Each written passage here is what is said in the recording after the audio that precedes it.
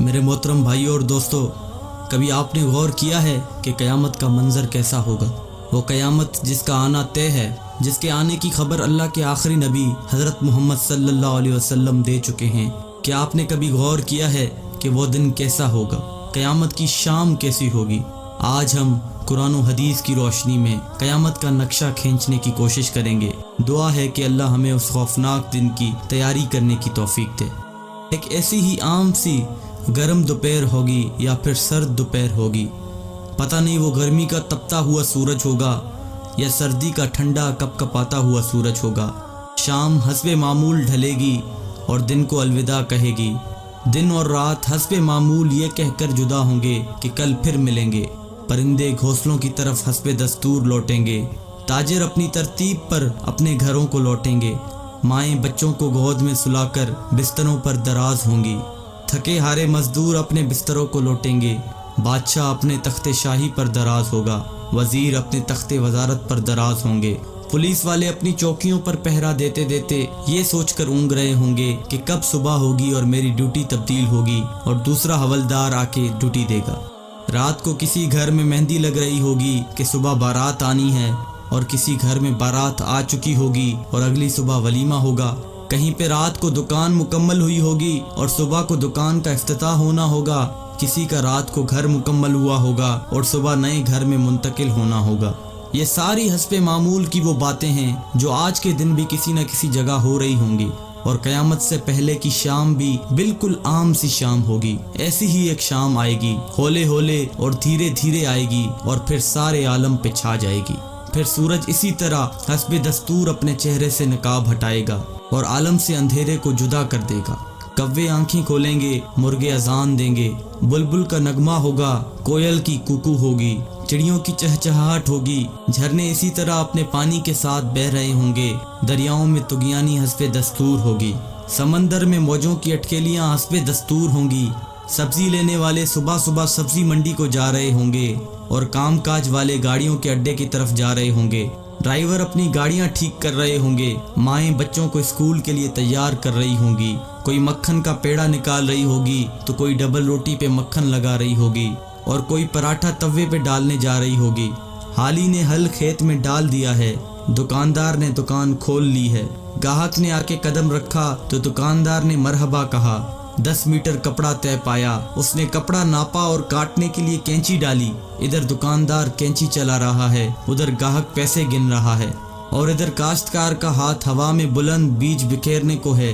ادھر دلہن کے لیے اس کی بہنیں اور سہیلیاں آئی بیٹھی ہیں، ادھر باراتی آئے بیٹھے ہیں۔ لوگ انتظار کر رہے ہیں کہ کب بارات چلے گی، کب باجا بجے گا اور کب دلہا آئے گا۔ ایسا ہی ایک عام دن ہوگا اور حسب معمول کے کام جاری ہوں گے، حسب دستور دنیاوی معاملات بھی جاری ہوں گے، اور اچانک سے ایک ہیبت ناک آواز آئے گی۔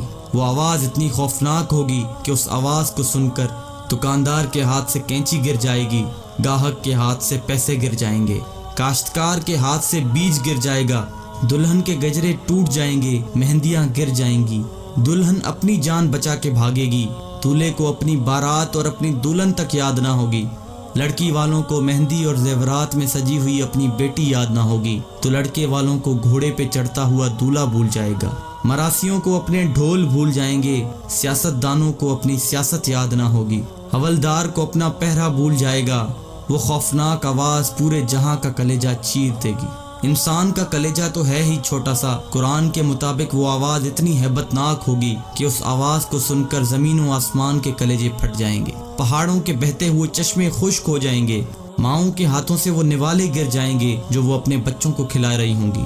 وہ ماں جو چند لمحے پہلے اپنے بچے کو اپنی چھاتی سے دودھ پلا رہی تھی اور میرا چاند کہہ کر اپنے بچے کا ماتھا اور گال چوم رہی تھی، وہی ماں اپنے بچے کو ایک ٹوکری کی طرح ہوا میں اچھال دے گی کہ یہ مرتا ہے تو مرے، میری جان بچ جائے۔ لیکن آج بچے تو کون بچے اللہ کے سوا؟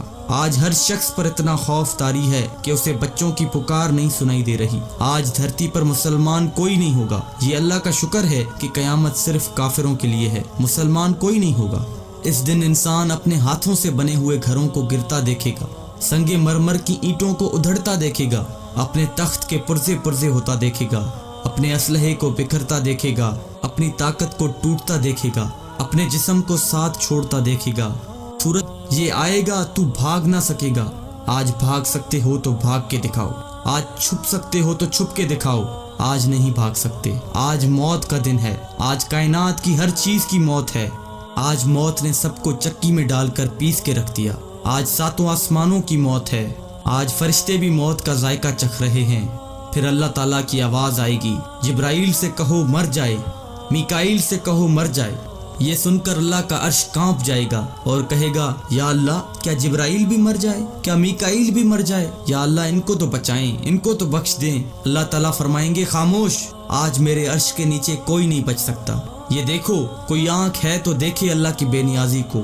آج جبریل بھی تڑپ کر مر گیا، آج میکائیل بھی چکرا کر گر گیا، آؤ چشم تصور میں اسرافیل کو بھی گرتے دیکھ لو، آج عرش کے فرشتوں کو بھی گرتے دیکھو۔ اب ایک عجیب منظر ہے، ایک ہیبت ہے، ایک سناٹا ہے، ایک خوف ہے، ایک جلال ہے۔ اوپر اللہ ہے اور نیچے اسرائیل کی ٹانگیں بکری کے بچے کی طرح کانپ رہی ہیں، اور اللہ شان بے نیازی سے کہہ رہا ہے کون باقی؟ اسرائیل کہے گا یا اللہ اوپر تو باقی، نیچے تیرا عبد اسرائیل باقی۔ تو اللہ کی ہیبت ناک آواز آئے گی کہ تو بھی مر جا میرے اسی امر کے ساتھ جس امر سے میں نے تجھے پیدا کیا۔ اللہ اکبر۔ کوئی اسرائیل کو مرتا دیکھے مگر کوئی ہے نہیں جو دیکھے۔ پھر سب کو موت کی وادی میں دھکیل کر اللہ کہے گا ہے کوئی میرا شریک تو سامنے آئے، ہے کوئی میرا شریک تو سامنے آئے، ہے کوئی میرا شریک تو سامنے آئے۔ لیکن اس دن کوئی آواز نہیں ہوگی، اس دن تنہا اللہ کی ذات باقی ہوگی جو کہ وحدہ لا شریک ہے۔ میرے بھائیوں، یہ ہے وہ دن جس کا آنا طے ہے، یہ ہے وہ دن جس کے لیے ہم اس دنیا میں آئے ہیں۔ اس دن کچھ باقی نہ ہوگا، اس دن پورا جہاں ٹوٹ چکا ہوگا۔ میرے بھائیوں، اس ٹوٹ جانے والے جہاں سے عبرت لو، اللہ کے واسطے اس کا حرص چھوڑ دو، اس کے دیوانے نہ بنو، اس کے دیوانے کے لیے ذلت کے سوا کچھ بھی نہیں۔